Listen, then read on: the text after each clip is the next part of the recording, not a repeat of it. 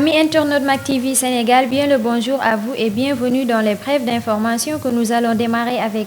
Seydina Fall Bougazeli a été libéré. En effet, selon les informations, le doyen des juges a signé une ordonnance de mainlevée du mandat de dépôt qui le faisait séjourner à la maison d'arrêt de Rebeuss. Le procureur de la République, Serigne Bassirou Gueye, ne s'est pas opposé à la demande de liberté provisoire déposée par ses avocats. Joint ISFM, son avocat, Maître El Hadji Diouf, a confirmé l'information. Le responsable du parti présidentiel est déjà sorti de prison.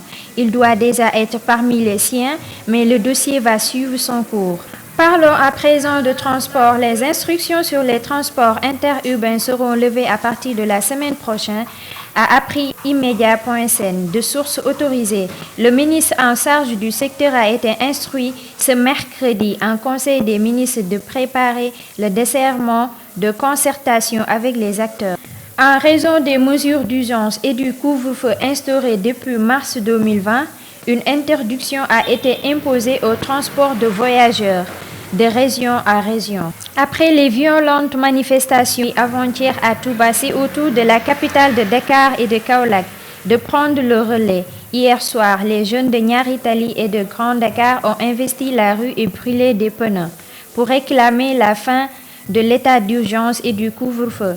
L'on constate sur place le déploiement des forces de l'ordre pour veiller au respect des mesures en vigueur. Pas de date fixe pour la réouverture des classes d'examen. En Conseil des ministres tenu ce mercredi 3 juin, le président de la République a indiqué au ministre de l'Éducation nationale, M.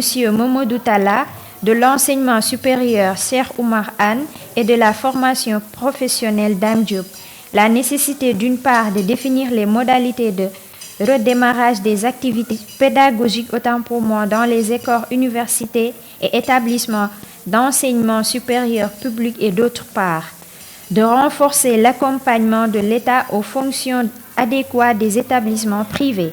Covid-19 au Sénégal, sur 1348 tests réalisés, 89 sont revenus positifs au coronavirus, soit un taux de positivité de 6,6%.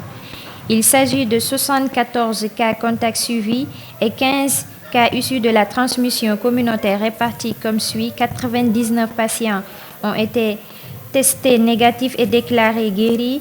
16 cas graves pris en charge dans les services de réanimation. À ce jour, le Sénégal compte 4021 cas positifs, dont 2162 guéris, 45 décès et 1813 encore sous traitement.